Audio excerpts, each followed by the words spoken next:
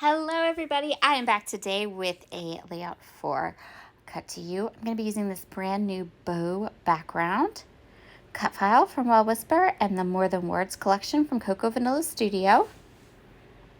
I went ahead and backed each bow with one of the 6x6 pattern papers, and then I'm going to pop up the whole cut file onto some foam tape. Next, I'm going to grab some Teflon coated scissors so things don't get too sticky. Remove all of that foam tape and then center it right onto my background paper. I'm using a pattern paper background today. This is a gorgeous black and white check or polka dot that is part of the More Than Words collection, and it's one of my favorite pattern papers of all time. To get my cut file nice and centered, I actually stood up and looked down through my camera to make sure that it was as centered as I could possibly get it, and then I just pushed it down. I'm gonna scrapbook this super cute photo of my niece Ella, and I'm gonna go ahead and back my photo with this kind of darker aqua paper. Same collection, all my products are from this same collection. I don't really even have a lot of it left. I'm really stash diving quite a bit this month. I'm actually going to continue that trend in January, as well as I am hosting a spending breeze.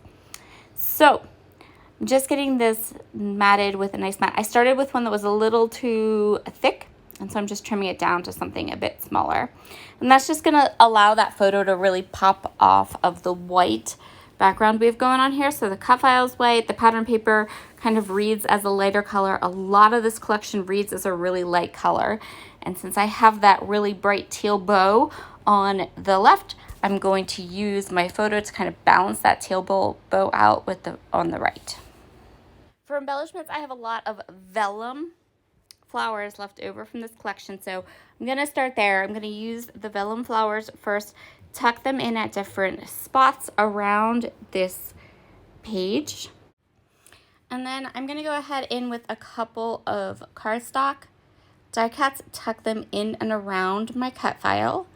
I do enjoy using a backed cut file as a background because the rest of your layout comes together super easy. This is just a really great technique, and you don't have to use just one photo. You can use multi photos if you want. It's completely up to you and what your style is, and as long as you cut your background cut file large enough, you can easily still see it in the background. You can see I've covered a lot of this up with my photo, but you can still tell that we're working with the bows and that it's a cut file, and it still adds a lot to the page. Another embellishment that I still have a lot of in my with this collection are the stickers. So I'm just gonna add a few. I'm gonna add one as my title.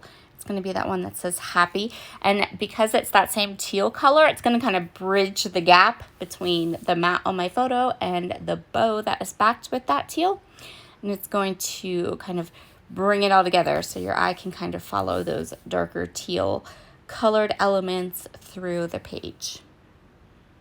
Finally, for a last little detail, I'm going to grab some enamel dots. I was incredibly liberal with my enamel dots. I have very little of this collection left, and I just want to kind of use it up.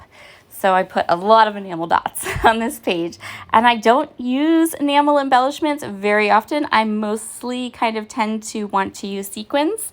So I thought, well, let's take advantage. I have them here. Let's use them up. And that is where we are going to call this layout done. Thank you so much for joining me today. Be sure to head over and check out all of the beautiful new cut files over at Cut to You for December. There's another one which is pine cones and those evergreen boughs. You know how much I've been loving those. So I have a layout featuring that cut file coming up in just a couple days. Talk to you all again soon. Bye.